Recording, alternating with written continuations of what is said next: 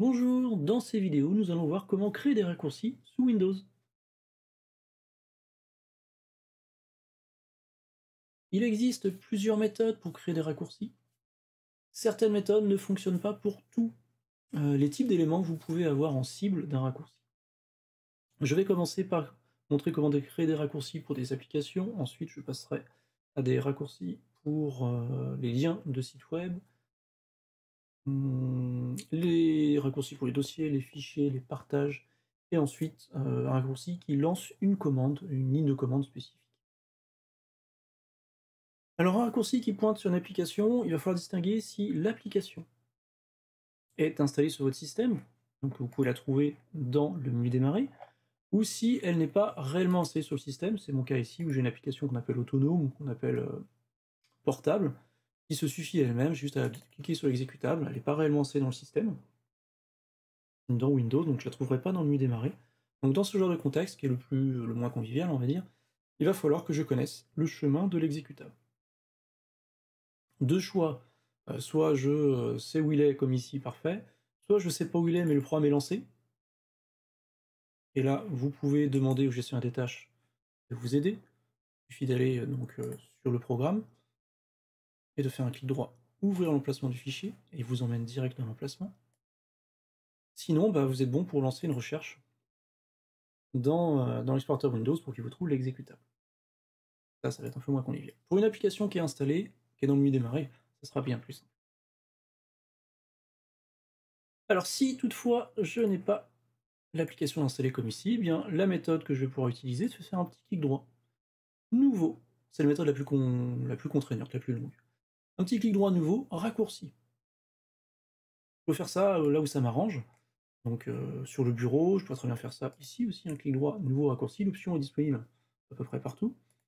Et n'oubliez pas qu'un raccourci, même si vous le faites sur le bureau ou à un autre endroit, vous pouvez toujours le déplacer, le copier, etc. Ça reste un fichier que vous pouvez traiter comme un autre fichier, hein. Et donc, même s'il n'est pas au bon endroit, vous pouvez le déplacer si vous le souhaitez. Donc je crée un nouveau raccourci, là il me propose de mettre eh bien, des éléments, donc là ça peut être le chemin du programme, d'un fichier, d'un dossier, d'un lien, d'une URL, hein, ce que j'ai montré un petit peu dans la vidéo d'avant déjà. Comment je peux faire? Eh bien il me suffira d'aller prendre le chemin complet d'exécutable. Alors la méthode ici la plus simple, ce serait soit de faire accueil et de cliquer sur le petit icône qui est ici, là, copier le chemin d'accès, il me colle. Il me copie le chemin d'accès complet, j'ai plus qu'à le coller dans mon raccourci. Sinon, vous pouvez faire un majuscule clic droit sur l'exécutable, et on retrouve la même option copier en tant que chemin d'accès. Je valide, je donne un petit nom plus convivial en tournant à mon raccourci. Libre à moi d'aller dans les propriétés pour éditer autre chose, d'autres paramètres qui m'intéresseraient. On a vu ces options-là dans la première vidéo. Si je lance le programme directement, bah, ça me donne un petit lecteur de PDF comme ça. Si je lance via le raccourci, j'aurai bien sûr la même chose. Le raccourci fonctionne très bien. C'est la méthode la plus longue. La plus pratique, ou la plus courte dans ce cas-là, ce serait peut-être plutôt de faire un petit clic droit, envoyer vers, bureau. Donc on aura souvent cette option qui apparaît à plein d'endroits, clic droit, envoyer vers, et par contre il envoie toujours vers le bureau. Mais je vous dis, c'est pas trop grave, une fois qu'il est sur le bureau, libre à vous d'aller le modifier, le copier, le déplacer au bon endroit, ensuite, ce raccourci. Mais voilà, j'ai un raccourci qui fonctionne parfaitement. Donc, première méthode. Si c'est une application qui est dans le menu démarrer, on a cette méthode-là, vous pouvez pointer sur le menu démarrer éventuellement, et puis vous glisser-déposer l'application hop, sur le bureau, ça vous fait un raccourci. Vous avez une autre méthode qui consiste à utiliser cette petite commande que vous pouvez mettre par exemple dans la barre d'adresse ici, et je fais entrer. Je peux le faire aussi dans exécuter, ça fera le même résultat, voilà, il me lance. Et je me retrouve aussi toutes les applications, et j'aurai le même comportement, libre à moi d'aller glisser-déposer sur le bureau l'élément. Ça doit marcher dans d'autres endroits, et créer le lien dans musique, etc. Pour aussi glisser directement à un autre endroit. C'est la méthode la plus simple pour les applications qui sont installées sur le système.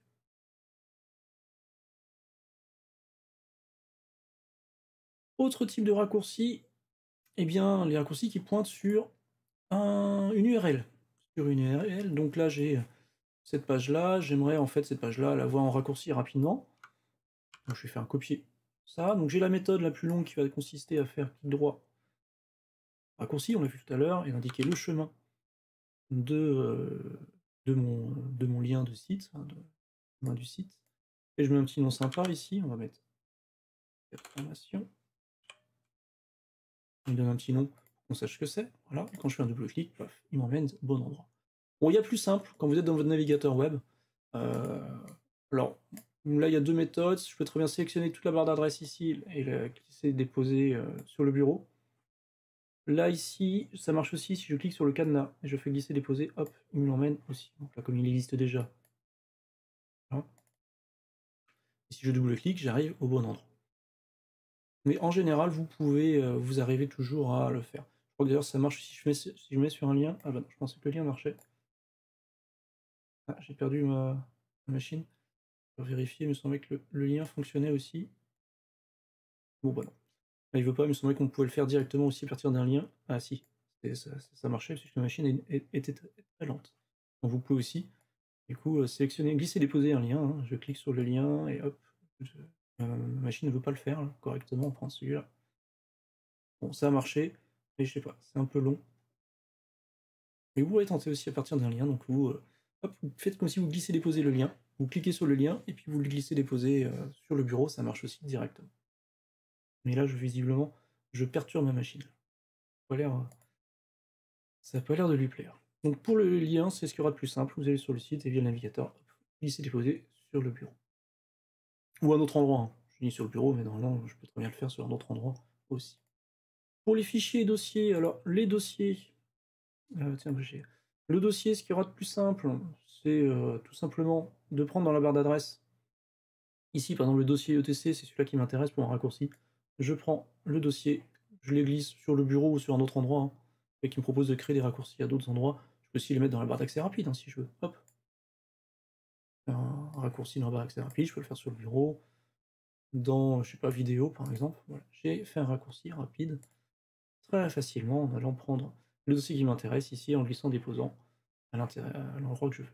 Pour les fichiers, il faudra faire attention, si vous tentez de le faire ça, la même chose, vous allez avoir un souci. Donc si je tente de glisser déposer par exemple le dossier là, le fichier, pardon, ça va pas bien se passer. Il va voir le déplacer, bien entendu. Alors pour un fichier, malheureusement, je vais devoir, eh bien, le plus simple, ce sera de faire un petit clic droit, envoyer vers, bureau, créer un raccourci. Sinon, ça veut dire qu'il va falloir que j'aille récupérer encore le chemin complet de mon fichier pour créer un nouveau raccourci. Ça, c'est plus long.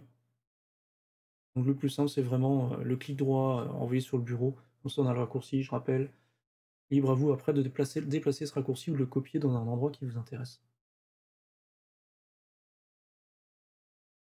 Qu'est-ce qui me manque? Ah si, les partages. Alors les partages, bah, c'est assez simple aussi. Là, j'ai un petit partage. Pour le partage, bah, vous pourriez très bien le faire en prenant donc, le dossier ISO, pareil, comme je l'ai fait là.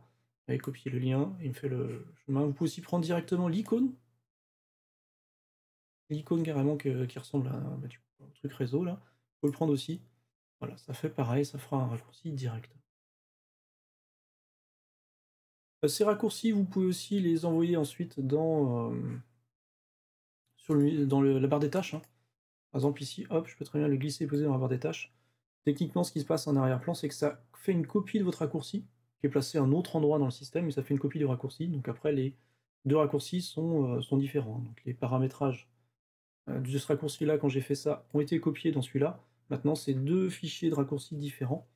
Donc je peux éditer les deux, et j'aurai des paramètres différents.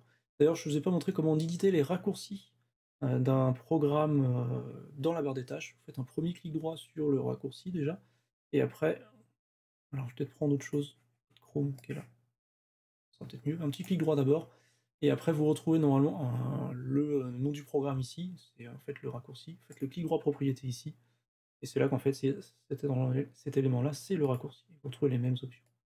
Attention, ça ne fonctionne que si c'est pas une application universelle, j'y reviendrai dans une autre vidéo. Mais là, ici, pour l'application, cette application de Microsoft Store, par exemple, je n'ai pas l'option. Les applications universelles n'ont pas des fichiers raccourcis de la même manière que les applications classiques. Il me reste le dernier élément, c'est faire un raccourci qui lance une ligne de commande. Alors, cette vidéo à la base est née d'une demande sur la vidéo du bureau à distance, du mode Shadow, dans le bureau à distance, où il faut exécuter des actions en ligne de commande, et m'ont demandé s'il n'y avait pas moyen de faire un raccourci ou quelque chose qui permettait de lancer eh bien, les lignes de commande quand on se connecte toujours sur la même machine pour gagner du temps. Alors, j'ai mis un peu de temps, très longtemps à la faire, pendant quelques mois déjà qu'on m'avait posé la question. Eh bien, je n'ai pas fait avec la même commande que pour le bureau à distance, que j'ai pas remis tous les prérequis pour faire les démos, mais je vais juste le faire avec des lignes de commande basiques, comme ici. Ça fonctionnera pareil avec la commande du mode bureau à distance, du mode Shadow du bureau à distance. Alors je vais devoir malheureusement ici utiliser la méthode la moins conviviale, c'est faire un nouveau raccourci. J'ai ensuite une ligne de commande que j'ai déjà testée. Qu'est-ce que fait cette ligne de commande? Bah, ça lance le CMD avec une option /C qui en fait /C dit de lancer la commande en mode non interactif, donc il va exécuter la commande en arrière-plan. Mkdir va permettre de créer un dossier qui s'appelle Titi. Hop, je fais ça. Ah, il y a un espace qui a sauté, pardon, avec l'espace, voilà. Je lui donne le nom que je veux, je vais l'appeler Titi, allez, soyons fous. Donc il est créé ici, libre à moi d'aller changer l'icône si je le souhaite. Je vais quand même aller faire une propriété parce que je fais ça aussi pour montrer quelque chose que je n'ai pas encore montré dans la vidéo précédente, où je présentais les différentes options des raccourcis. Je n'avais pas présenté le démarrer dans. C'est là qu'on va voir le démarrer dans, une démonstration de l'utilité du démarrer dans. C'est vraiment intéressant dans ce genre de contexte. Vous faites des lignes de commande. J'ai créé deux dossiers, dossier A, dossier B. Eh bien, je vais demander au raccourci de démarrer dans le dossier A. À quoi ça va me servir? Quand je vais lancer ma commande ici, mkdir Titi, Titi c'est le nom du dossier, mais je n'ai pas indiqué, c'est le nom du dossier qui doit être créé, mais je n'ai jamais indiqué dans la ligne de commande à quel emplacement. Je n'ai pas mis un chemin, ce qu'on appelle un chemin absolu, un chemin de type f enfin f2 dossier A. Je l'ai pas mis, j'ai mis un chemin qu'on appelle relatif. Comme j'ai pas mis de chemin absolu, le chemin complet où mon dossier va être créé, le système va faire un chemin qu'on appelle relatif. Donc il va se baser sur quoi? Bah, il va être relatif à quoi? À l'emplacement dans lequel je suis, dans mon environnement. Donc là, mon environnement va considérer que je suis dans f dossier A. Donc il va me créer dossier Titi dans dossier A. On attend quelques secondes, il lance la commande. Ah bah non, excusez-moi, je lance pas le raccourci. On a un petit peu, voilà. Dossier Titi a bien été créé. On va aller altérer, on va aller dans le dossier B. Altérer pour montrer que bah, j'aurai le même comportement si plutôt je mets dossier B à la place. Ça va fonctionner tout pareil. Je lance mon raccourci, il va me créer dans dossier B. C'est à ça que sert l'option donc démarrer. Quand vous voulez faire du chemin relatif par exemple. Je crois que j'ai fait le tour de tout ce que j'avais à dire pour la création de raccourcis. Je vous laisse tester. Ah si, mon raccourci que je fais aussi, que j'aime bien, c'est la corbeille là. C'était déjà le cas ici, mais en général, moi je prends ma corbeille, premier réflexe que j'ai sur un nouveau système, je prends ma corbeille, je la glisse ici. Voilà, paf. Et j'ai mon raccourci ici. Je n'utilise jamais mon bureau. Le bureau, je ne vois jamais, donc je ne vais jamais dans ma corbeille et sur le bureau. Je la récupère d'ici. Voilà, bon, je vous laisse créer vos raccourcis comme vous avez envie, jouer avec, les ranger comme vous voulez, hein. Rappelez-vous, ce sont des fichiers, vous pouvez les copier, les déplacer, faire comme vous avez envie. J'ai failli oublier de vous parler des petites modifications dans Windows 11 par rapport à la création des raccourcis. Vous ne pouvez plus utiliser la technique du glisser-déposer à partir de la barre d'adresse, comme je l'avais montré ici pour un dossier. Le glisser-déposer ne fonctionne plus, c'est une option qu'on aura en moins. Pareil pour le partage, vous ne pourrez pas utiliser cette même méthode que j'avais montré pour le partage pour simplement faire un partage, soit en cliquant sur l'icône, soit sur le nom du dossier. Ça ne marche pas. Pour le partage, il faudra revenir sur le serveur qui contient le partage pour voir le nom du partage apparaître et là faire un glisser-déposer sur le bureau si vous voulez ou à un autre endroit. Ça marchera, ça marchera, mais on ne pourra plus passer par la barre d'adresse pour faire des raccourcis. Ce qui a été rajouté, c'est la possibilité de cliquer sur des éléments, tels que par exemple un fichier ici, à faire un petit clic droit, de faire soit afficher d'autres options, pour trouver le bouton créer un raccourci, ou alors faire directement la touche majuscule enfoncée quand vous faites un clic droit sur l'élément, pour voir directement les options. Et donc l'option qui nous intéresse, c'est créer un raccourci. Il va créer directement un raccourci dans l'emplacement dans lequel vous êtes, à vous d'aller le placer ensuite là où ça vous arrange. C'est la fin de cette vidéo. On se retrouve pour une prochaine vidéo. La prochaine vidéo va concerner toujours les raccourcis, mais sur les possibilités de créer des raccourcis pour tous les utilisateurs ou que pour un utilisateur spécifique, et aussi comment rajouter des raccourcis dans le menu démarrer. Voilà. Merci de votre attention et à bientôt pour une prochaine vidéo.